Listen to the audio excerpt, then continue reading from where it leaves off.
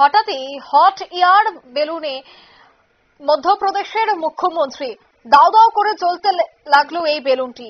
জানা গেছে মধ্যপ্রদেশের গান্ধী সাগর ফরেস্ট ডিস্ট্রিক্টে একটি অনুষ্ঠানে যোগ দিয়েছিলেন সেই রাজ্যের মুখ্যমন্ত্রী, আর সেখানে তিনি হট এয়ার বেলুনে উঠেন। হঠাৎ করেই সেই বেলুনে আগুন লেগে যায়, মুহূর্তের মধ্যে সে আগুন ছড়িয়ে পড়ে। আপনারা সেই ভিডিও দেখতে পাচ্ছেন। হট এয়ার বেলুনে মুখ্যমন্ত্রী ঠিক তখনই আগুন লেগে গেল, ভয়ঙ্কর বিপদ ঘটতে পারত, কিন্তু অল্পের জন্যই প্রাণে বাঁচল মধ্যপ্রদেশের মুখ্যমন্ত্রী। বিস্তারিত সে বিষয়ে জানবো, টেলিফোন লাইনে যুক্ত হয়ে গেছে প্রতিনিধি সোমনাথ মুখোপাধ্যায়। সোমনাথ দা, ডক্টর মোহন যাদবের অল্পের জন্য প্রাণ বাঁচলো, বেলুনে আগুন লাগতে কোনো মতে তাকে টেনে বের করা হয়, তবে সে মুহূর্তে কি পরিস্থিতি তৈরি হয়েছিল বা কিভাবে এই আগুন লাগলো? প্রোগ্রামে মন্দৌসে কিন্তু গিয়েছিলেন মুখ্যমন্ত্রী মোহন যাদব। সেখানে একটি বেলুন, হট এয়ার বেলুন যেটা আছে, সেই বেলুনকে তিনি উপরে ওঠাতে গিয়ে বা বেলুন ছাড়তে গিয়ে বেলুনটা কিন্তু কেটে যায় এবং আগুন ছড়িয়ে পড়ে এবং তার গায়ে কিন্তু আগুনটা লাগে।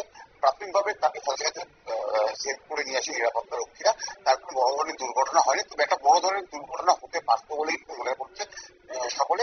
তবে তিনি এখন সেভ আছেন এবং ঘটনাটা কিন্তু যেটা শুধুমাত্র নিছক দুর্ঘটনা, এর পিছনে কিন্তু অন্য কোনো কারণ কিন্তু তিনি নিজেও দাবি করেন। বেলুনটি একেবারে ফেটে কোনো কারণে, কোনো ত্রুটিগত কারণে ফেটে কিনা সেই হিসাবে কিন্তু তদন্ত শুরু হয়েছে। কি মনে হয় বেলুনের নিরাপত্তা বা সুরক্ষা নিয়ে কি কোনো খামতি ছিল? সেই হিসাবে যে এখন যে তদন্ত শুরু হয়েছে বেলুনের কোনো খামতি ছিল কিনা, কিন্তু এটা কিন্তু এইসব দুর্ঘটনা বলে কিন্তু মোহন যাদব নিজে জানিয়েছে। ধন্যবাদ।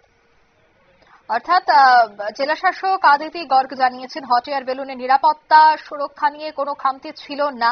বিশেষজ্ঞরা জানিয়েছেন ভোর 6টা থেকে 7টার মধ্যে হট এয়ার বেলুন উড়ানোর আদর্শ সময়, কিন্তু এই সময়ে বাতাসের গতি থাকেই না। তবে মুখ্যমন্ত্রী যে সময় হট এয়ার বেলুনটি উঠিয়েছিল তখন ঘন্টায় 15 থেকে 20 কিলোমিটার বেগে ছিল বাতাস, আর যার জন্য কিন্তু এই ঘটনাটি ঘটে। এই মুহূর্তের সংবাদ পর্যন্ত। আমাদের পরবর্তী নিউজ এবং আপডেট দেখার জন্য অবশ্যই চোখ রাখবেন শুধুমাত্র নিউজ ভ্যানগার্ডের পর্দায়। ধন্যবাদ।